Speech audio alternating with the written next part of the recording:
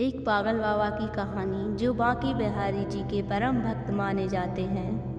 आप भी श्री कृष्ण को मानते हैं तो ये कहानी आपके लिए ही है। एक पंडित जी थे, वो बांके बिहारी लाल को बहुत मानते थे। सुबह शाम बस ठाकुर जी करते व्यतीत होता था। पारिवारिक समस्या के कारण उन्हें धन की आवश्यकता हुई तो पंडित जी सेठ जी के पास धन मांगने गए। सेठ जी धन दे तो दिया, पर उस धन को लौटाने की 12 किस्त बांध दी। पंडित जी को कोई ऐतराज ना हुआ, उन्होंने स्वीकृति प्रदान कर दी। अब धीरे धीरे पंडित जी ने 11 किस्त भर दी। एक किस्त ना भर सके, उस पर सेठ जी 12वीं किस्त के समय निकल जाने पर पूरे धन का मुकदमा पंडित जी पर लगा दिया। कोर्ट कचहरी हो गई। जज साहब बोले, पंडित जी तुम्हारी तरफ से कौन गवाही देगा? इस पर पंडित जी बोले कि मेरे ठाकुर बांके बिहारी लाल जी गवाही देंगे। पूरा कोर्ट ठहाकों से भर गया। अब गवाही की तारीख तय हो गई। पंडित जी ने अपनी अर्जी ठाकुर जी के श्री चरणों में लिखकर रख दी। अब गवाही का दिन आया। कोर्ट सजा हुआ था। वकील जज अपनी दलीलें पेश कर रहे थे। पंडित जी को ठाकुर पर पूरा भरोसा था। जज ने कहा, पंडित जी अपने गवाहों को बुलाओ। पंडित ने ठाकुर जी के चरणों का ध्यान लगाया। तभी वहाँ एक वृद्ध आया जिसके चेहरे पर मनोरम तेज था। उसने आते ही गवाही पंडित जी के पक्ष में दे दी। वृद्ध की दलीलें सेठ के कई खाते से मेल खाती थी कि फला फला तारीख को किस्तें चुकाई गई हैं। अब पंडित को ससम्मान रिहा कर दिया गया। तत्पश्चात जज साहब पंडित जी से बोले कि ये वृद्ध जन कौन थे जो गवाही देकर चले गए? तो पंडित बोला, अरे जज साहब, यही तो मेरा ठाकुर था जो भक्त की दुविधा देख ना सका और भरोसे की लाज बचाने आ गया।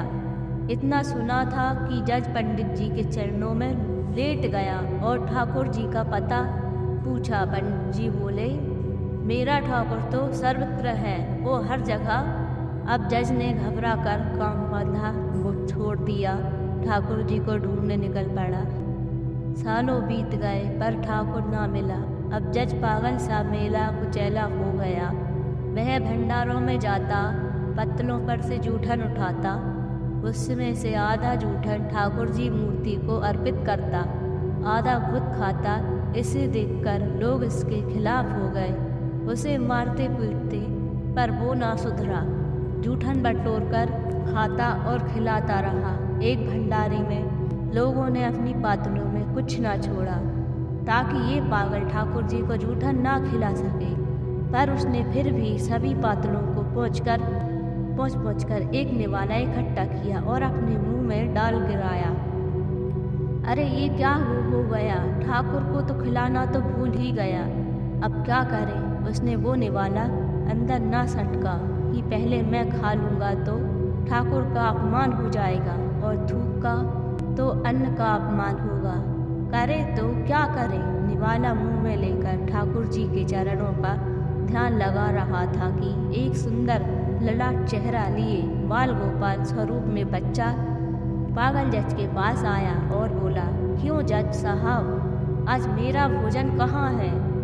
जज साहब मन ही मन गोपाल छवि निहारते हुए अश्रुधारा के साथ बोले, ठाकुर बड़ी गलती हुई जज, जो पहले मुझे भोजन ना करा सका, पर अब क्या करूँ? तो मनमोहन ठाकुर जी मुस्कुरा के बोले, अरे जज, तू तो निराला पागल हो गया रे। अब से अब तक मुझे दूसरों का जूठन खिलाता रहा, आज अपना जूठन खिलाने में इतना संकोच? चल निकाल निवाले को, आज तेरी जूठन सही। जज की आंखों से अविरल धारा निकल पड़ी जो रुकने का नाम ना ले रही, और मेरा ठाकुर कहता कहता बाल गोपाल के श्री चरणों में गिर पड़ा और वही देह का त्याग कर दिया। और मित्रों, वो पागल जज कोई और नहीं था, वही पागल बाबा थे। जिनका विशाल मंदिर आज वृंदावन में स्थित है। भाव के भूखे हैं प्रभु और भाव ही एक सार है, और भावना से जो भजे तो भाव से बड़ा पार है। बोलो वृंदावन बिहारी लाल की जय, बांके बिहारी लाल की जय।